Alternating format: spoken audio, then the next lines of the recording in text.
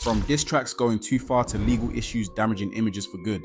Rap culture thrives on hustle, talent, and nowadays a whole lot of clout.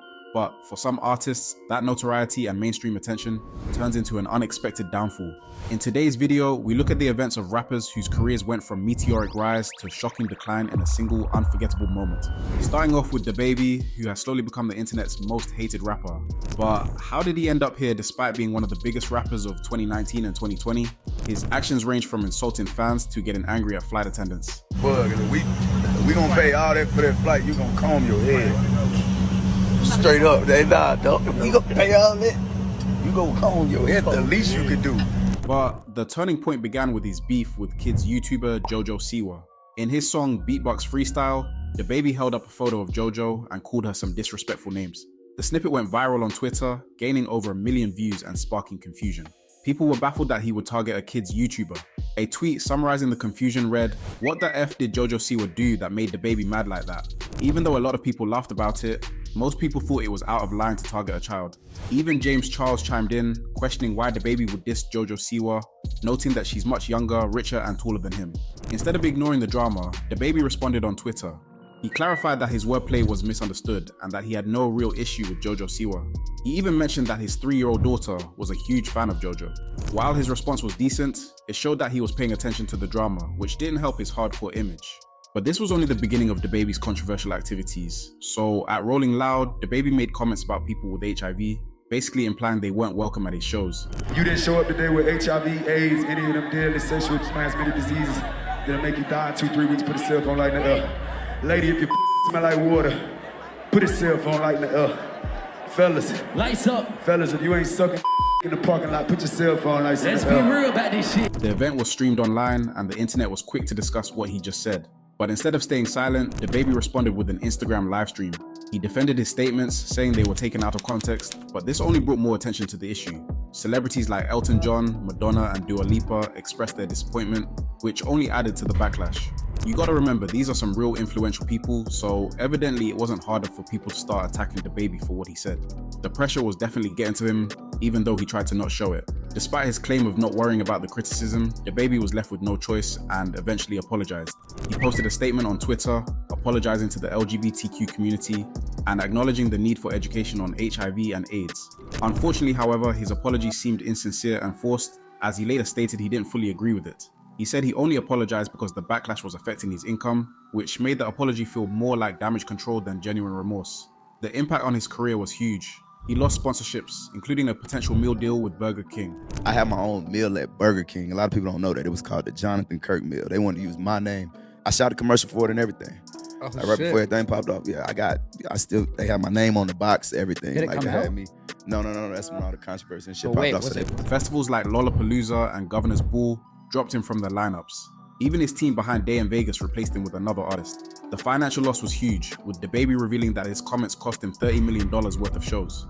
I had $30 million worth of shows on the schedule before December 31st. I was finna buy my private plane, all that shit. I had all that. I had a mouth thing. I'm finna get me a jet here, young. This. So yeah, you know. But it is what it is. It go how it go. Don't get it twisted though. DaBaby was far from going broke, but couldn't hide the fact his pockets were feeling smaller. Though he took the financial loss gracefully, his reputation took a greater hit.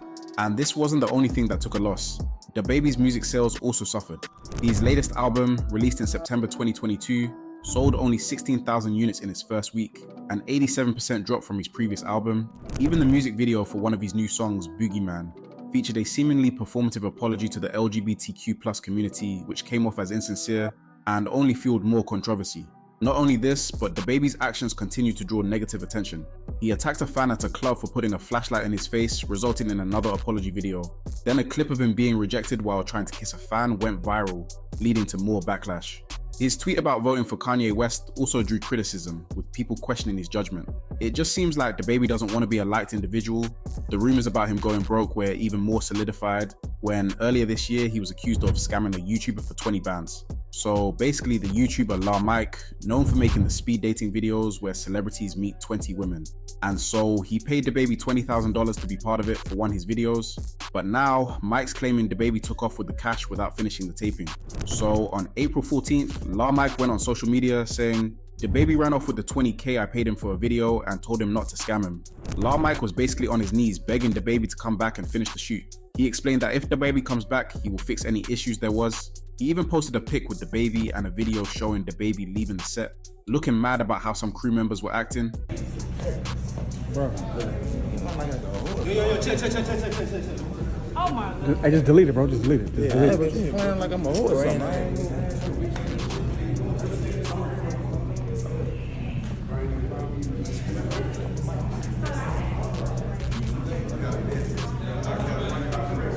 DaBaby didn't just stay quiet. He hit back with his own video saying, "I ain't run off nothing. I walked off. Be glad that's the way it went and tighten up." Y'all nigga wanna know the idea, go to idea, young nigga. Cause I'm feeling good tonight. I'm on some other shit. You see what I'm saying? I was on some other shit the other night too. That's why I just left peacefully. I said, this is preposterous. I'm out of here. So DaBaby's saying he left before things went left, not because he was trying to scam anyone. Things got even messier when DaBaby accused Lil Mike of lying about his grandma. Mike had claimed half the $20K came from his great grandma who's fighting cancer, but DaBaby wasn't buying it. DaBaby's not giving back the cash, but he offered to give each of the 20 women in the video $1,000 for the trouble they went through with Lil Mike. He went on to say, "You got people playing with my name, like I came and just robbed you. This what we're gonna do. I'm gonna take the $20,000 that you gave me for my time, and I'm gonna give $1,000 a piece to them 20 girls instead, cause a nigga like him shouldn't have disrespected them." These repeated missteps contributed to his decline in popularity. DaBaby himself acknowledged the dangers of social media, suggesting that it can become a negative force once an artist reaches a certain level of fame. He admitted that sometimes it's safer not to use it as much to avoid being overexposed. Despite his hard work and talent, DaBaby's inability to stay out of controversy has overshadowed his music. His story highlights the importance of authenticity and the risk of compromising one's integrity to appease the audience. When public figures repeatedly find themselves in drama, it can have lasting negative effects on their careers. However, DaBaby is not the only rapper who finds it hard to stay out of trouble. Daystar Peterson, better known as Tory Lanez, is one of music's elite. The rapper, singer, and songwriter made significant strides towards the mainstream in the early 2010s. You gotta hand it to Tory though. Let's be honest, he's one of the only few who can transition from delivering swift, rugged verses for the streets to crafting smooth, sensitive hooks for the bedroom. In 2016, he released his debut studio album, I Told You, which featured 2 multi-platinum hits, Say It and the Grammy-nominated Love, his highest charting single to date. Since his 2016 breakthrough, all of his commercial albums have consistently entered the top 10 on the US and Canadian charts. On March 24th, 2020, Tory Lanez launched his first episode of Quarantine Radio. What started as a way to beat the boredom of lockdown quickly turned into a massive sensation. Featuring fan performances and guest conversations, it evolved into a wild hip-hop variety show, blending Lane's lively personality with a growing fan base and high-profile guests like Drake, Megan Thee Stallion, and The Weeknd.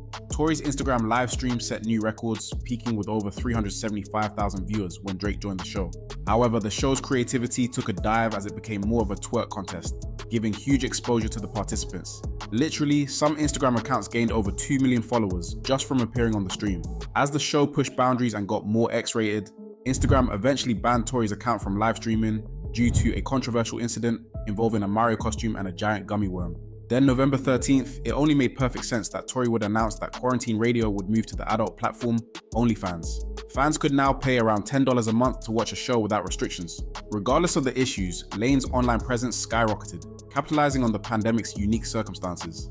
Amidst all this, on April 10th, during the peak of Quarantine Radio's popularity, he released his mixtape, The New Toronto 3, which debuted at number 2 on the US Billboard 200, selling 64,000 units in its first week. This success marked his 5th US top 5 album and accumulated over 70 million streams in the first week. It was also his final release with Interscope Records, paving the way for his dream of becoming an independent artist. Just a month later, Tory released his first independent single, Temperature Rising, under his own One Umbrella imprint. Alongside his solo success, he collaborated with major artists like DaBaby and Lil Wayne on Jack Harlow's remix of What's Poppin', which hit number 2 on the US Billboard Hot 100 for 2 weeks. So it seemed like Tory was on track to come out from quarantine as an even bigger star than before. But unfortunately, one tragic night seemingly erased all that. On July 12th, after leaving Kylie Jenner's house party, Tory Lanez was arrested in the Hollywood Hills and charged with carrying a concealed weapon in his vehicle. Another rap artist, Megan Thee Stallion, was also in the car and was reported to have had a foot wound caused by glass. However, during an Instagram live in August, Megan disputed this, stating that the wound wasn't caused by glass, but by Tory Lanez, who shot her. yes, this nigga Tory shot me. You shot me. And you got your publicists and your people going to these blogs lying and shit. Stop lying. She explained that after an argument broke out on the drive home from the pool party, she tried to leave the car but returned because she was wearing a bikini and her phone was dead. After attempting to leave a second time, she said Tory began shooting at her feet, striking her twice. In her video, Megan admitted that she didn't tell the police what happened because she thought the LAPD was aggressive and wanted to stick to the street code of no snitching.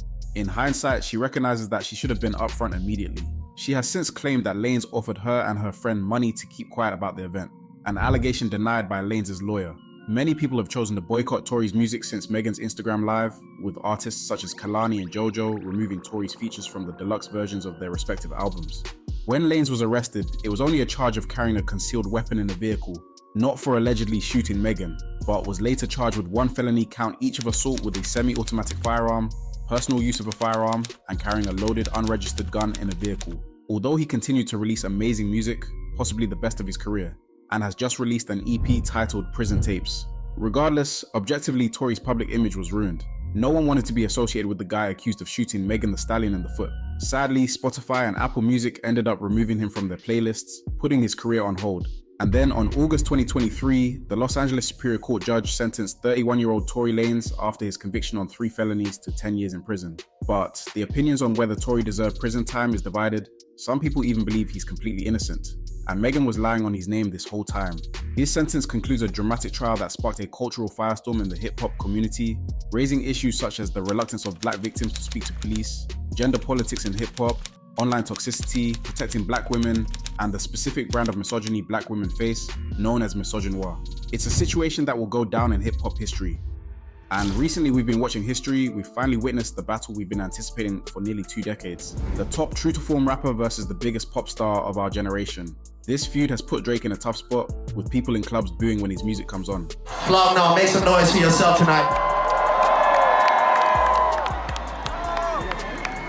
You know, I'ma tell you, like I said, I'm here for you tonight. If you wanna keep going, I will keep going tonight. What's up? If you want to keep going, I will keep going tonight. Well, look, it's been love. I love y'all. I go by the name of Drake. Thank you for having me.